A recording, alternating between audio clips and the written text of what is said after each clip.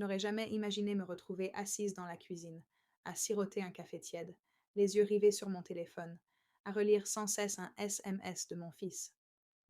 C'était simple, mais ça m'a frappé comme un éclair. Maman, on peut parler? J'ai besoin d'aide. C'est à propos de ma première fois. Au début, j'étais perplexe. Je ne comprenais pas ce qu'il voulait dire. Sa première fois à faire quoi? Conduire seul, remplir sa déclaration d'impôt, cuisiner autre chose que des nouilles instantanées. Mais à mesure que le poids de ces mots s'imprégnait en moi, j'ai compris exactement de quoi il parlait. Et soudain, je me suis retrouvée à son âge, nerveuse, perdue et craignant son jugement. J'ai soupiré, posé ma tasse et je lui ai répondu par SMS. Bien sûr, mon chéri, je suis là. Viens me parler. Tyler avait eu 18 ans il y a quelques mois. Il était mon seul fils, et depuis que son père et moi nous étions séparés quand il avait 10 ans, nous étions devenus incroyablement proches. J'avais toujours essayé de maintenir une relation ouverte et honnête avec lui, une relation où il pouvait se confier à moi sur tout. Mais pourtant, c'était différent. Cette vulnérabilité, d'une manière que ni l'un ni l'autre n'avions osé explorer auparavant. Il est entré dans la maison une vingtaine de minutes plus tard, sa capuche baissée sur la tête, les mains enfoncées dans ses poches. Il ressemblait à un petit garçon, de nouveau, nerveux et incertain. J'étais assise sur le canapé, à l'attendre, et quand il s'est assis en face de moi, j'ai senti la tension qui planait dans la pièce comme un brouillard. Je ne sais même pas par où commencer, a-t-il murmuré, les yeux rivés au sol. Tu l'as déjà fait, mon chéri, ai-je dit doucement, et je suis fière de toi d'avoir tendu la main. Il a hésité un instant avant de lâcher le morceau. Je crois que je suis prête à, tu sais, être avec quelqu'un, mais j'ai peur de tout gâcher. Je n'ai jamais fait quoi que ce soit de tel, et je ne veux pas que ce soit terrible, et je n'ai personne d'autre à qui en parler. Ces mots jaillirent d'un coup, et quand il eut fini, il sembla vouloir disparaître. Je restai assise en silence un instant, le laissant respirer.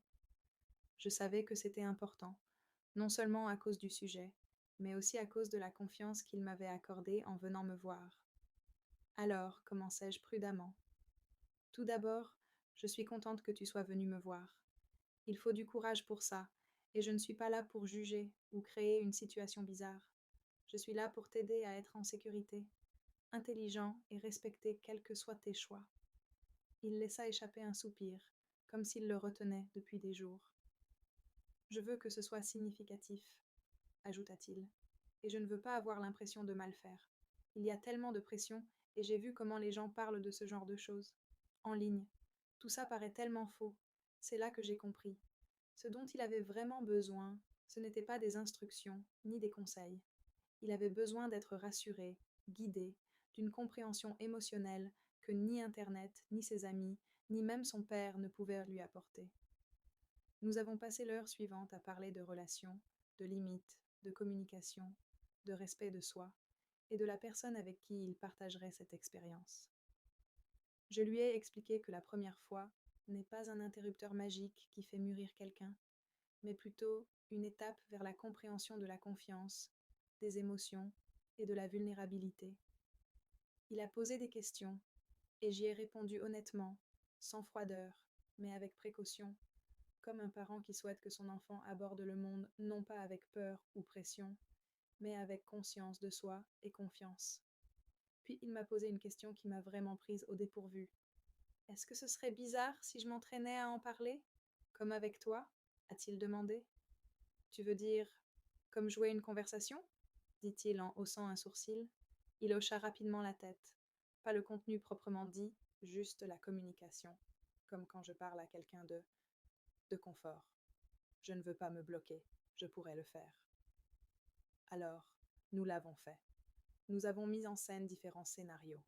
Comment demander le consentement? Comment prendre des nouvelles? Comment être vulnérable sans honte? C'était étrange au début, mais peu à peu la tension s'est dissipée. Nous avons même ri à quelques reprises. Il a dit que c'était la première fois qu'il avait l'impression d'avoir une idée claire de comment la connexion émotionnelle fonctionnait réellement. Au cours des jours suivants, Tyler semblait différent.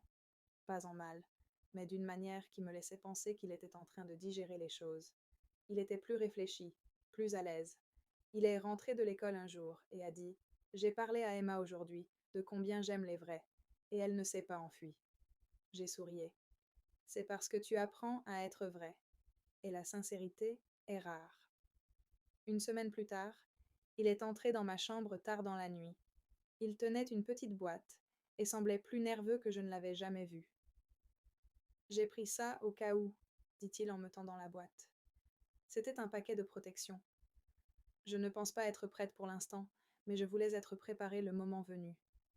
J'ai pris la boîte de sa main, j'ai hoché la tête en signe d'approbation, et je la lui ai rendue. Bonne idée.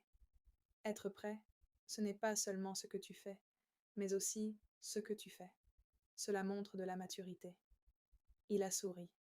Merci, maman. Je ne pense pas que j'aurais pu en parler à quelqu'un d'autre. Le week-end suivant, je l'ai entendu au téléphone avoir une vraie conversation sincère avec Emma. Je n'ai pas écouté aux portes, mais j'en ai entendu assez pour savoir qu'il était respectueux, gentil et sincère. Il posait des limites, demandait son consentement et, surtout, s'assurait qu'elle était à l'aise avec chaque étape. Quand il a raccroché et est venu me dire bonne nuit, il m'a serré dans ses bras. Pas la petite étreinte rapide à laquelle j'étais habituée, mais une vraie étreinte.